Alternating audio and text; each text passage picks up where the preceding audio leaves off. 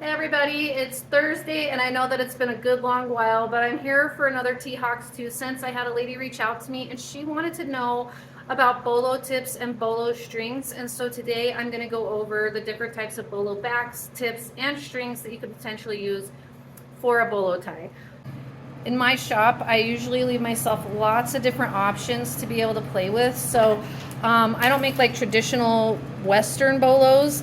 I like to add a little bit of my own little style to it. So sometimes I use different colored cords, like teal cords. And then there's also things like traditional braided black leather cord. This is something that you can find 4mm, or this is 5mm.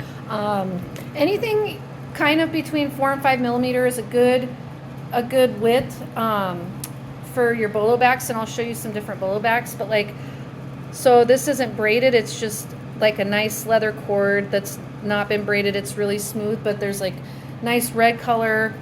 That one I think is a 3mm. Then you also have like some cords with texture. Those are another option, again 3mm. Some more smooth cords that have been like coated with a metallic kind of like coating. This is a really nice color when you want to make something a little bit more feminine. I love that color. And then you have like your bigger cord, which is a 5mm. So this is something a little bit heftier, more for like a man's bolo, or for something that really requires like a nice hefty cord. Your bolo backs. So I actually make my bolo backs, but there's different types that you can buy. So there is this type, and I've never soldered them on. I always use the holes and rivet these backs on. But basically what these do is you pop it in this top hole here, and then you would feed it through both sides, and then when you're ready you just clip it shut like this. So this one is like more sturdy, I guess, if you want to call it that. Like, it'll keep your bolo in place. But something that I don't like about those types of backs is it actually will like pinch the cord. So as you can see, like where I closed it right there, there's an indent now. So if you do that over and over again, your cord could possibly get like pinched in a lot of different places, and I really don't like that look. So that's one bolo back. And then these bolo backs I bought, I don't use, because I actually prefer to use a solid brass or a solid silver, not something that's been plated. So I actually make my own bolo backs. Let's see here. Might be a better one. So on the bolo backs, these are called sliders. And basically you just move this up or down, and so it doesn't damage your cord as you're moving the bolo tie cord. It doesn't damage that cord when you're moving it through the back. So that's why I prefer sliders. Also, you can adjust these with a little pair of pliers. You can make them a little bit tighter if you're using a 3mm cord, or you can make them a little bit looser if you're using like a 5mm cord. So these you can actually kind of make bigger or smaller depending on what cord you're using. So those are the two different types of like bolo backs that are kind of available. And then bolo tips, you can pre-order bolo tips. You can make your own bolo tips. They come in lots of different sizes, lots of different styles. You can get some that have like a scrolling on them. And then these, what you do with them, I hate using glue in my studio, but for these specific bolo backs, I will usually put glue in the bottom and then stick the cord on.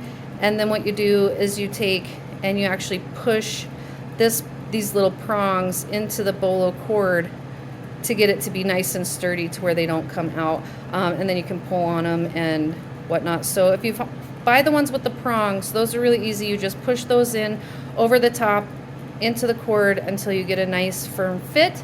And then these ones, I don't have a bolo that's actually made with these ones. These ones you do glue, and sometimes if the cord is large enough, I'll actually kind of pinch this top area. I'll pinch it around the cord.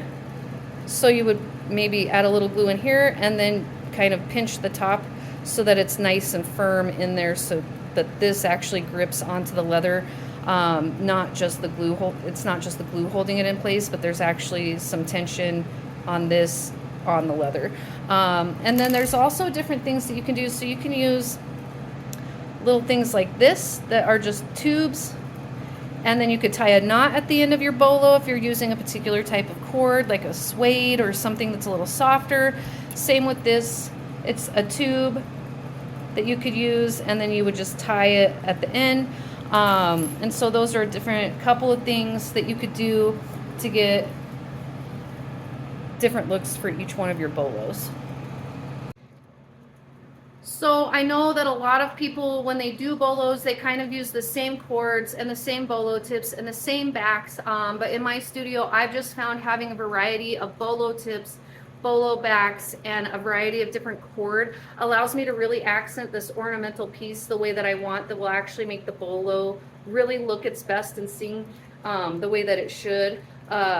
I know that you could probably just do some generic things, but by choosing the right color bolo tips, like going with a brass or stainless or silver, or even a black bolo tip, but by choosing the right color bolo tip, the right length bolo tip, you can really make your bolo one of a kind, and these will actually, instead of being kind of an afterthought, they become something that's with the piece. They're part of it, and the two pieces speak to each other. So it's really important to choose which cord you want, your thickness of cord, your color of cord, but also it's really important to choose the length of your bolo tip, whether you want some ornamental scrolling on that bolo tip, if you want the prong set bolo tips, or if you make your own bolo tips. So that's kind of my take on the different bolo tips and cords.